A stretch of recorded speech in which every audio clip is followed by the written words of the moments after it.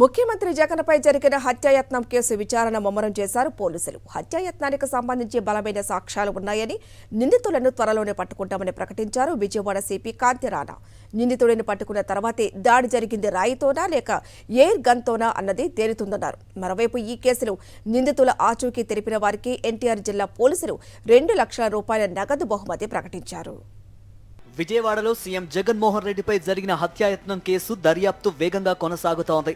CCTV ఫుటేజీతో పాటు cell phone recording ను, వీడియోలను పరిశీలిస్తున్న పోలీసులు నైట్ మోడ్ విజువల్స్ ను డే మోడ్ కు మార్చేందుకు సైబర్ ల్యాబ్ కు తరలించారు. ఘటనా స్థలంలో యాక్టివ్ గా ఉన్న సెల్ ఫోన్ డేటా సేకరించిన పోలీసులు అనుమానితుల వివరాలు రాబడుతున్నారు. ఇక సీఎం జగన్ మేమంతా సిద్ధం బస్సు యాత్రలో ఎలాంటి భద్రతా వైఫల్యం లేదని తేల్చి చెప్పారు సిపి కాంతి రాణా. యాత్ర రూట్ లో మొత్తం 1480 మంది పోలీసులతో భద్రత ఏర్పాటు చేశామన్న ఆయన 400 మందితో 10 రోపు పార్టీలు సెక్యూరిటీ విధుల్లో ఉన్నాయన్నారు.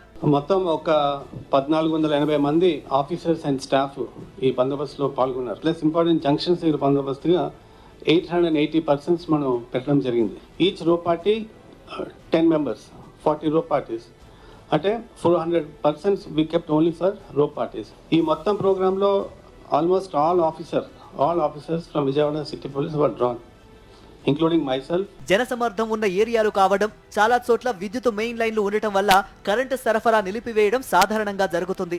ఎక్కడ వివిఐపి రూఫ్ టాప్ కార్యక్రమాలు జరిగినా విద్యుత్ నిలిపివేస్తారు. దీనికి తోడు యాత్ర జరిగిన రోజు కొన్ని ప్రాంతాల్లో గాలి దుమారం, వర్షం వల్ల కూడా కరెంటు సరఫరా నిలిచిపోయింది. ఈ విషయాలను సిపి కాంతి రాణా కూడా ధృవీకరించారు. ఇక జగన్ పై హత్యాయత్నం కేసు విచారణకు 8 ప్రత్యేక బృందాలను ఏర్పాటు చేశారు.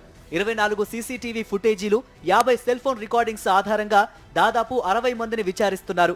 ఈ కేసులో బలమైన ఆధారాలు ఉన్నాయని, నిందితులను త్వరలోనే పట్టుకుంటామని ప్రకటించారు సిపి. ఇప్పటిదాకా మనం సీసీటీవీ ఫుటేజ్ తీయడంతో పాటుగా దాదాపు ఒక 50 నుంచి 60 సెల్ ఫోన్ వీడియో రికార్డింగ్స్ కూడా మనం పరిశీలించడం జరిగింది. ఇప్పటి వరకు 50-60 మందిని మనం పిలిచి క్వశ్చనింగ్ చేయడం కూడా జరిగింది. కొంతమంది మీద అయితే మనకు అనుమానం ఉంది, but that's still matter of investigation. కొద్దిగా టైం పడుతుంది, ఎందుకంటే we already have strong evidence and strong leads.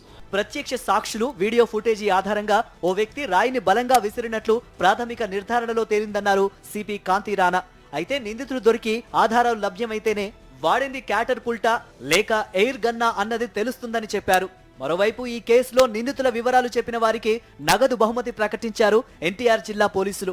దాడికి సంబంధించి ఖచ్చితమైన సమాచారం ఇచ్చిన వారికి 2 లక్షల రూపాయల బహుమతి ఇస్తామని, వారి వివరాలు గోప్యంగా ఉంచుతామని పేర్కొన్నారు. నిందితుల వివరాలు తెలిసిన వారు 9490619342, 944062708 నెంబర్లకు ఫోన్ చేయాలని సూచించారు.